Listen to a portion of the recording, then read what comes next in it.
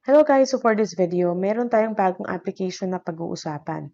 So makikita nyo po, ito po pala ay si Puzzle Farm. So makikita nyo meron tayong welcome bonus. Tapos dito, mag-login tayo using Facebook or Google.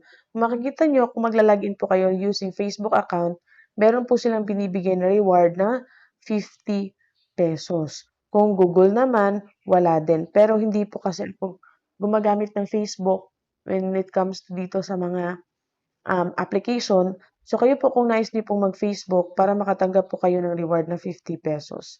While ako, si Google account po yung gagamitin ko.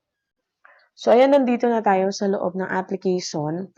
So, makikita natin dito merong customize, parang sa skin po, tapos merong mga icons dito. So, isa-isahin po natin to, no?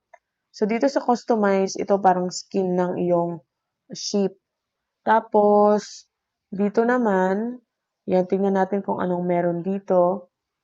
Yan siya. So, ito yung mga daily tasks. So, meron dito ang binibigay na 5 pesos pag gamit nyo or pag open nyo kay Puzzle Farm. Click natin yan. Tapos, dito mag-clear ng 300 blocks. That's 200. Kompletuhan ng lucky draws. Ayan. So, at saka yung online time nyo, no? Yung online time, kahit po, i-open nyo lang po yung application.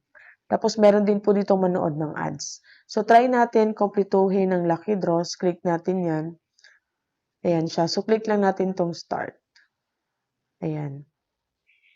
So, you have to wait po na ma-full po yung bar bago po natin i-X yan. So, dito, you have to wait lang. So, ayan, as you can see, natapos ko na po yung lucky draw. Tapos, online po ng 30 minutes. Tapos, nakapanood na rin po ako ng isang video. So, now I will watch another video kasi maximum of 2 videos na lang yan. Tapos, ang gagawin ko na lang is maglaro na lang para makuha ko po itong 200 pesos. So, you just have to clear 300 blocks lang naman. So, ayan po, nakuha ko na rin po yung sa video, no? So, ngayon maglalaro na lang po tayo. So, balik tayo doon. Tapos, itong icon na yan, click natin. Ayan. So, makikita natin dito ang invitation reward po nila. So, ito po yung makukuha natin per referral. If mag-sign in yung friend natin, makakatanggap tayo ng 175 pesos. So, if friend total coins is 600, so meron tayong, yan. Staggered rin po yung pagbibigay po nila ng points po sa atin. So, hindi po natin yun makukuha agad-agad. Okay? So, staggered po siya. Tapos, dito, sa isa pang icon, ayan. So, dito, mga live off, pindutin ng reward, tapos makaklaim tayo after ng 60 seconds. Tapos, dito sa taas, makikita natin yung mga green cash at saka gold coins. So, dito sa gold coins, ayan, earn 860 more to unlock. So, hindi po natin yan ma-unlock unless we earn 360 kasi nga 1,000 plus po coins yung need dito para makapag-payout or ma-unlock natin siya. Tapos dito sa green cash, ayan, makaka-withdraw po tayo. Meron pong daily limit na 10 pesos. So, ayan, wala pa po tayong, tawag dito, green cash. Tapos dito sa withdrawal method, dito to po, i-click nyo lang po yung add account. So, i-click nyo yung withdrawal method and then add account. Ayan siya. Tapos, dito pwede Lazada, PayPal, GCash, Career Billing, Bank Transfer. Pwede po yun. Okay? So, balik tayo dito and click na natin tong play. Tingnan natin kung paano po ito laruin. Ayan. So, dito makikita nyo, napaka-easy lang dahil si Puzzle Farm po ay para lang po siyang yung tile game, ano? Ayan siya. So, if you clear 300 na blocks, ayan, matatanggap na po natin yung nandun, kung ano yung nandun sa, daily na task po nila.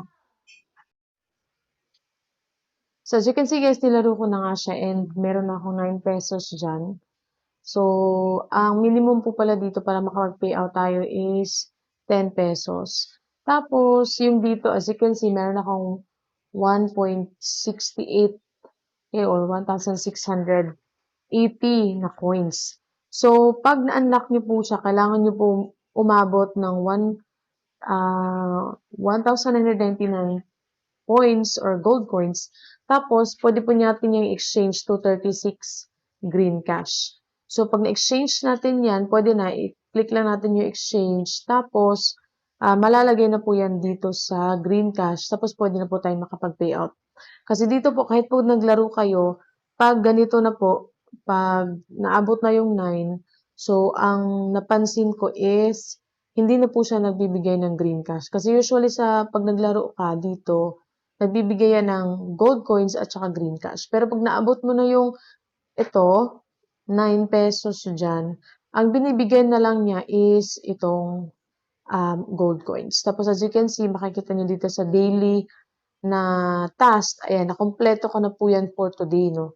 So, nakakuha na po tayo dyan. So, makikita po talaga ninyo na nilaro ko po yan. So, if naabot ko na po itong 1.99 kasi malapit na naman na ako.